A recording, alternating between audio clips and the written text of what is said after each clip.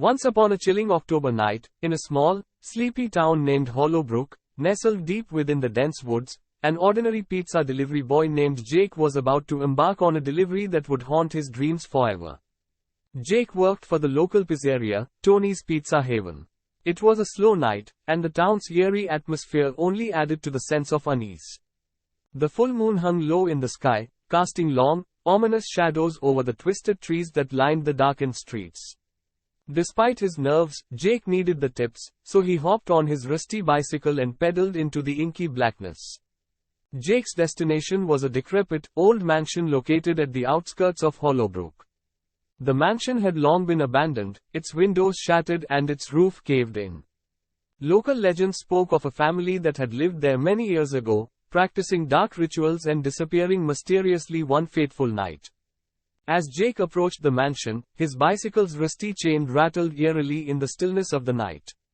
He rang the doorbell, but there was no response. Just as he was about to leave, the door creaked open, revealing a pale, haggard face. It was an old woman with sunken eyes and disheveled hair. "About time," she muttered, her voice barely a whisper.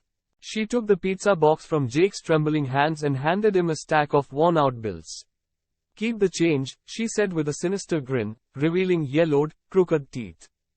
Jake hesitated, feeling a chill run down his spine, but he couldn't resist the extra cash. He nodded and turned to leave, but before he could take a step, the old woman whispered, "Wait."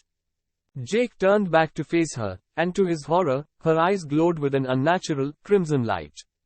She reached out and touched his arm with her ice-cold hand, sending a jolt of fear through his body.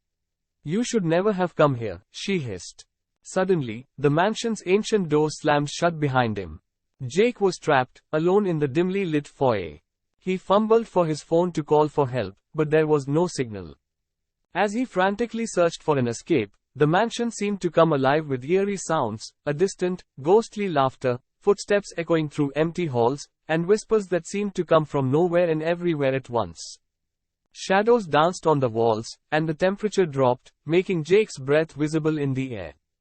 In the heart of the mansion, Jake stumbled upon a room that sent shivers down his spine.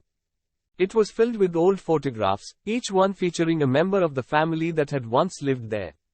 They all bore a striking resemblance to the old woman who had taken the pizza.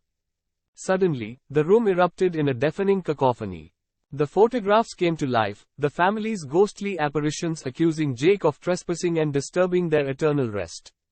He tried to escape, but the mansion seemed to shift and twist around him, leading him deeper into its haunted depths. Hours turned into an eternity as Jake was tormented by the vengeful spirits of the mansion. The walls bled with ghostly hands reaching out for him, and he could hear their agonizing moans and cries for release. He knew he would never leave this place. The next morning, the townsfolk found Jake's bicycle abandoned at the front gate of the mansion. They searched for him for days, but he was never seen again. Legend has it that the delivery boy became a permanent resident of the haunted mansion, serving as a warning to all who dared to venture near the forsaken place, a chilling tale of the pizza boy who disappeared into the darkness, never to return.